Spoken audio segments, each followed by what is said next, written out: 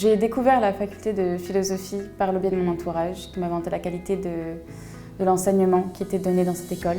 Ensuite, j'ai participé à InfoSup, ce qui m'a permis de découvrir qu'il y avait des journées portes ouvertes. J'ai donc participé à un cours en immersion et je me suis rendu compte qu'il fallait que je m'inscrive en philosophie.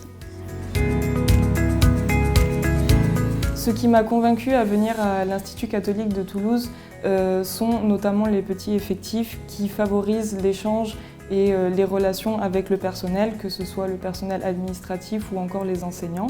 Le fait également d'être en petit comité permet une bonne entente entre les différentes facultés et entre les différentes promotions et cela permet une bonne ambiance de travail. Avant de venir à l'ICT, j'ai fait une double licence en lettres et sciences politiques. Il y a deux choses qui m'ont marquée et qui m'ont décidé à choisir ce master. C'est que tout d'abord, j'ai compris l'importance de bien comprendre la personne humaine avant même de mener une politique. Et ensuite, j'ai découvert l'anthropologie de Jean-Paul II, Karol Wojtyła. Et du coup, ça m'a donné envie d'approfondir cette anthropologie. Et j'ai trouvé à l'ICT le moyen de réaliser ce projet parce que justement, il y avait cette licence canonique et des professeurs qui étaient compétents, notamment Madame Surami qui est spécialiste de la pensée de Karol Wojtyła.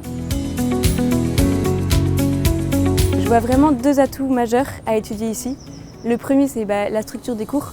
En fait, ils sont répartis en sessions une fois toutes les 2 semaines, ce qui nous permet de dégager du temps pour la recherche la semaine.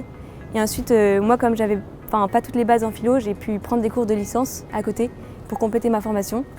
Et du coup, le deuxième point super positif, c'est l'accompagnement par les professeurs qui sont super disponibles et qui sont attentifs au parcours de chacun. Et donc moi, qui m'ont vraiment aidé à trouver quels cours je pouvais suivre à côté pour compléter mon parcours un peu en particulier. Et voilà, ils me proposaient par exemple, on m'a proposé un Erasmus à Cracovie en Pologne. Déjà, c'est la possibilité de faire ce double diplôme. Pour ça, j'ai des emplois du temps qui sont totalement aménagés, ce qui me permet de suivre ces deux enseignements. Mais c'est aussi la possibilité d'avoir quelque chose d'assez varié. C'est vrai que les cours de philosophie, c'est assez différent des cours enseignés en école de commerce. La philosophie permet de prendre du recul, d'être assez calme, ce qui permet d'appréhender différents sujets, différentes choses, avec beaucoup plus d'assises, je trouve, que d'habitude.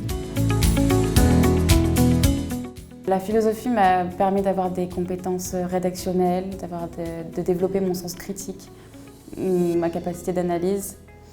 Et on m'a aussi permis de participer à des stages, de rédiger un mémoire ou encore d'avoir des cours de communication en plus de mon cursus. Et pourquoi la philosophie? Dans un premier temps, c'était pour vraiment répondre à un désir brûlant d'apprendre à penser, à structurer mon esprit et développer par là même des compétences qui me seront utiles non seulement dans le domaine universitaire, mais aussi dans le domaine personnel et professionnel. Par rapport à mon projet professionnel, au départ, je ne savais pas vraiment ce que je voulais faire. J'ai pensé à peut-être me diriger vers le professorat. Et de fil en aiguille, je me suis rendu compte qu'il y avait des passerelles, qu'on pouvait faire des masters tels que des masters de commerce, de sciences politiques, de communication. J'ai donc décidé de faire un master de commerce. Je ne suis pas très sûr de ce que je vais faire plus tard. J'avais pensé peut-être à m'orienter vers la finance, mais je n'exclus pas la possibilité de peut-être un jour devenir enseignant-chercheur. Mes projets professionnels pour la suite, c'est donc soit de continuer dans la recherche, soit l'enseignement dans le secondaire. Et voilà.